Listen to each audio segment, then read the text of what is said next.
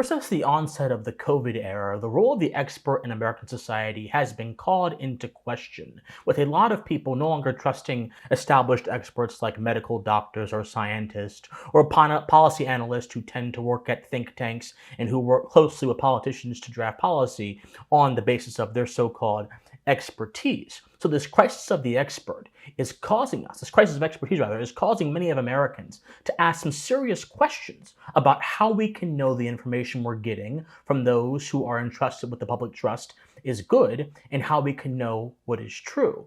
But this crisis of the expert, my friends, or this crisis of expertise, is simply a symptom of a broader, more pernicious crisis that has been happening way before COVID even happened, way before the 21st century even came into view, and that is the exaltation of expertise as a political religion. That which began 120 plus years ago in the American Republic, born from European notions, is precisely what we are seeing the fruits of sprout up today. Indeed, my friends, the exaltation of expertise as a political religion has caused corrosion to American civic virtue by making it difficult for citizens to maintain a robust and personal relationship to the truth, guided by their conscience, informed by a healthy moral education and first principles, and of course, cemented by reason. It has made those things difficult and has obscured the process of discovering truth behind status, credentialism, and rigid authoritarian hierarchies. And it is important for all of us as thinking people, all of us who love our country, all of us who wish to understand the truth, to confront this menace, to call out how expertise has been treated within political corridors for so many years, and then to also rediscover the importance of our individual quest for truth, and how that can help us restore not just our republic, but restore notions of civic virtue, and most importantly, restore us towards a more forthright position within our country. And in this video, we're going to go through all of that. But my friends, before we get started, I hope all of you are doing well. I am Christian Watts. Thank you so much for being here. If you enjoy political and social commentary from a philosophical bent, then I must implore you, please like, share, comment, subscribe, do whatever you can, my friends, to ensure our channel is successful. My friends, this is a channel that is here to push forth a move for civic revivalism in this country. This is a channel that is here to make you think. This is a channel that is here to defend the foundational values that not just made America unique within the stream of history, but also made America a profound moral statement to the rest of the world.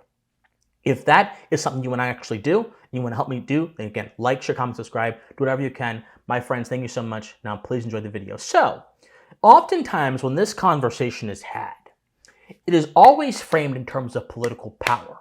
The dreaded refrain, trust the experts, which was blared across our screens and our radio frequencies over the course of the pandemic, has been used now as a kind of joke to many people who use it to mock the pretensions of political authority, and rightly so.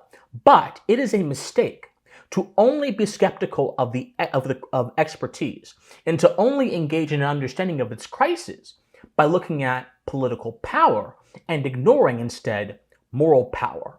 This conversation has much more to do with the moral power and authority of citizens as moral agents within their own country and society than it has to do with how authority uses expertise to exploit the people and then also to bring about unjust measures, which is also important, but it's nowhere near as important as what it does to you and me.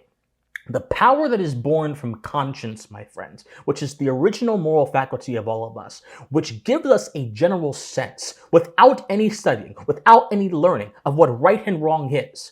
That power is what then allows us to categorize and give form through further study of good and evil. Categorize and give form to our moral duties as citizens and as people, as moral agents, which then, of course, gives rise to just forms of society, and then that gives rise to just forms of political order. There is a through line between conscience and moral understanding and the consent of the governed, and therefore the legitimacy of political authority. The moment our conscience is undermined by anyone, and the moment our moral authority is dampened beneath the hierarchies, crushed beneath the hierarchies of so-called expertise, is the moment the very legitimacy of government, the very legitimacy of political power is called into question because the people who gave it legitimacy, the basis for their legitimacy is being attacked. We must understand this in terms of moral power. So I just wanted to plant that seed in all of your heads before we begin, because so many people have this idea that all political conversations go back to power. It's all about power, so to speak. Many people, even on my side, the right, have this idea that the left just cares about power. No. You have to understand the distinctions between different forms of power and how they operate in our current age. But back to the issue. So, expertise, as I mentioned, there's a crisis of expertise. And this crisis is being seen in many different ways. So, for example, their trust in physicians over the COVID-19 era has actually gone down. A study found, for example, that amongst 445,000 people aged 18 years or older, trust in physicians and hospitals decreased substantially over the course of the pandemic from 71% in 2020 to 40.1% in 2024.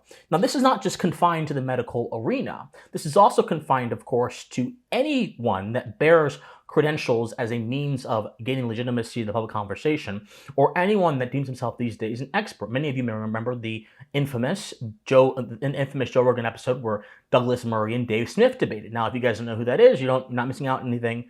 I think the spectrum of personality is ultimately destructive to our understanding, but it was a very big period in the modern discourse where this conversation about knowing and what it means to know and how knowing gives rise to legitimacy and credence was tested in a very public form.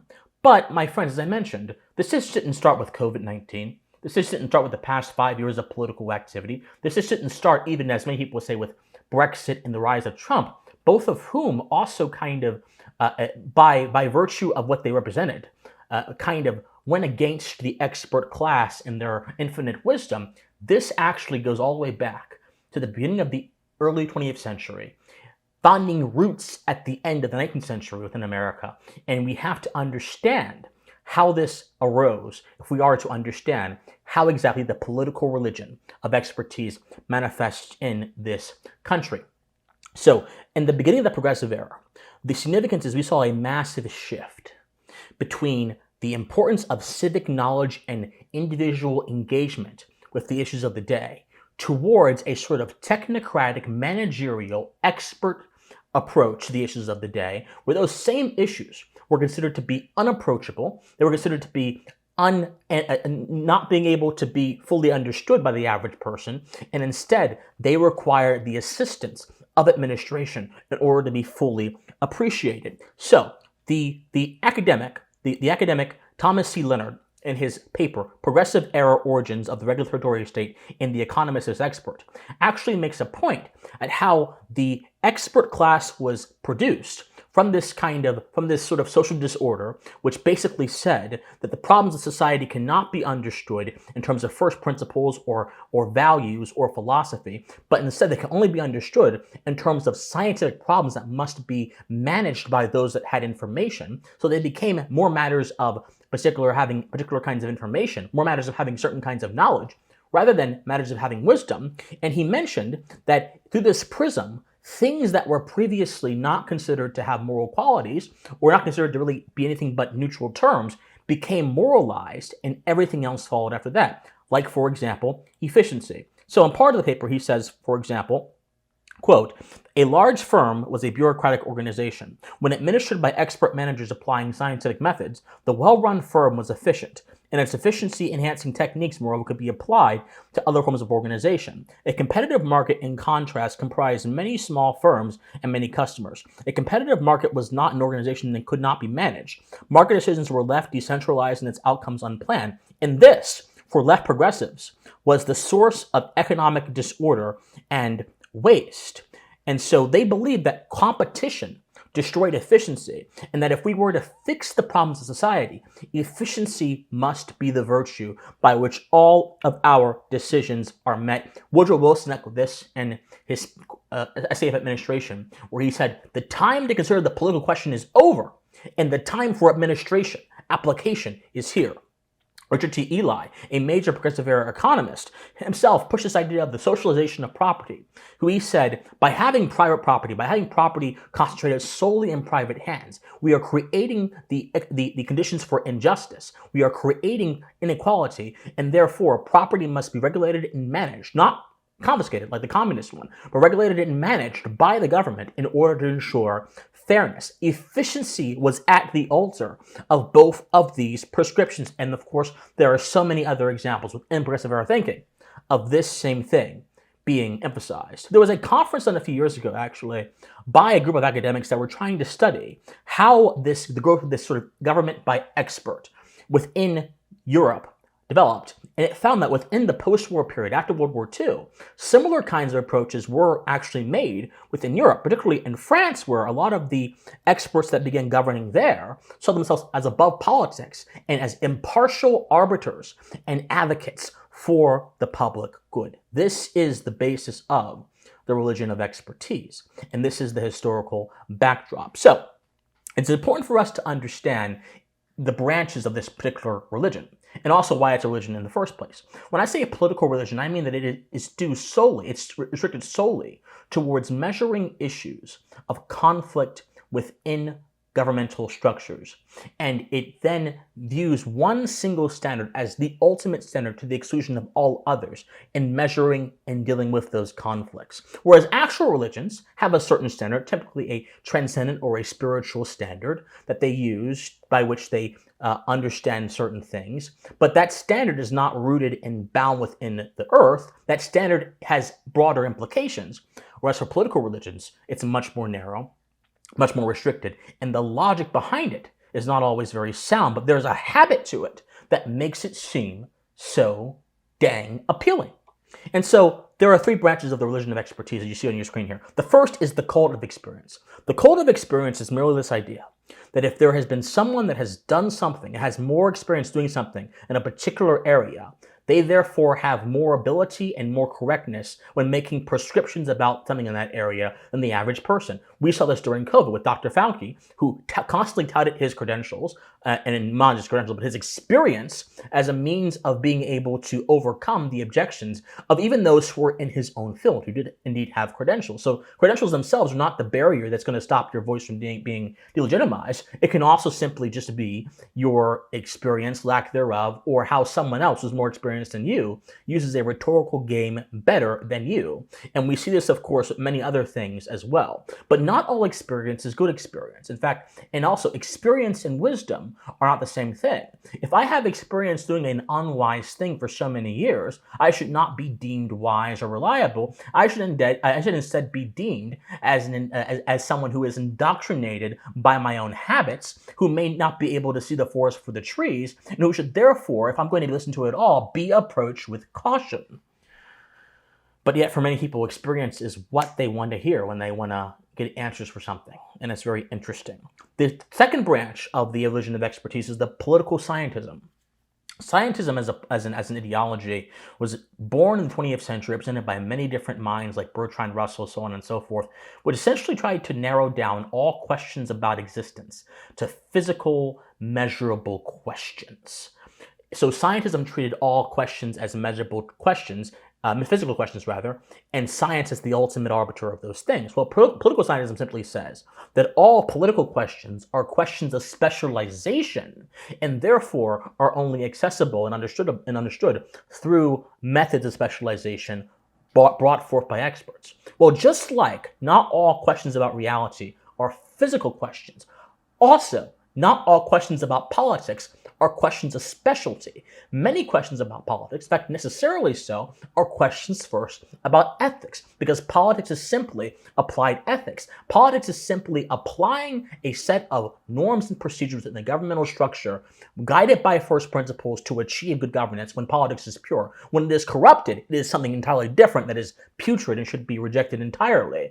So politics is not about specialization. It's fundamentally about ethics and how to ensure good governance. And so just like scientism in general is incorrect, so is political scientism. And yet, we may see people simply cite certain authorities in certain areas, and then use those authorities or use those studies as the end-all be-all for inquiry into that area. But no matter what facts you cite, no matter what stats you cite, no matter what people you cite, there is always going to be an open inquiry if what you're citing exists in a vacuum. Nothing exists in a vacuum. Facts, studies, data, statements, whatever, must have an accompanying context behind them. They must have, not only that, an adherence to the laws of logic, which go beyond specialty and can be accessed by any one of us that have reason. If they don't have those things, then there's no reason for a reasonable person to believe that those things at all should be believed. But political scientism says opposite.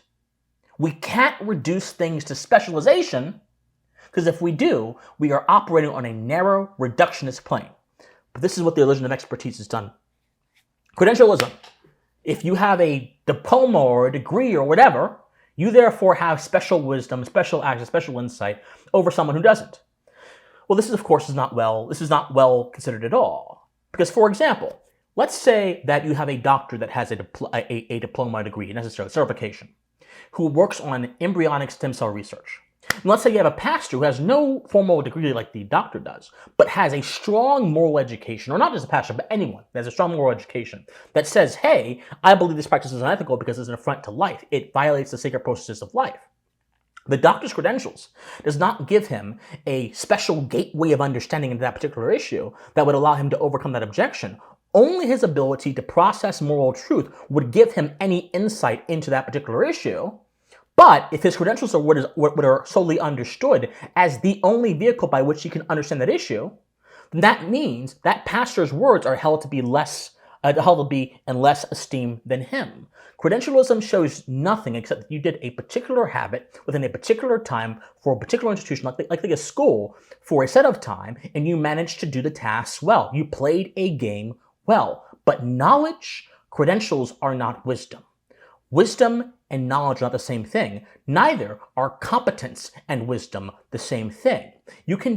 Competence and knowledge rather the same thing. You can be incredibly knowledgeable, but incredibly also incompetent. So these are the three branches of the religion of expertise.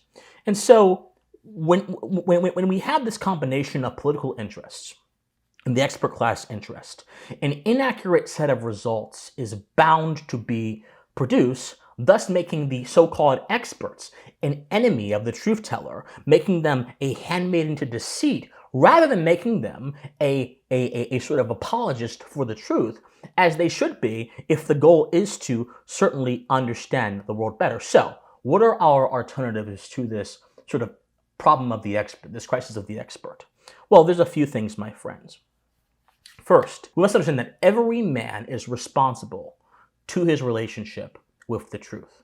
And we must also understand that even in matters that call for special knowledge, if you devote yourself to trying to understand those matters even a little bit, you're going to be at a better footing than what you would have been if you would have allowed yourself to languish in innocence. Not all men can be experts on all things, or certainly authorities on all things, but a generalist, especially a good generalist, has the ability to sample from each different pool and then can therefore engage critically, much better than an ignorant man, with the claims of certain people who claim expertise. Also, we have to understand that expertise and status are different things. Expertise is not a matter of status in general. It's a matter of what kind of knowledge you possess and how well you possess it.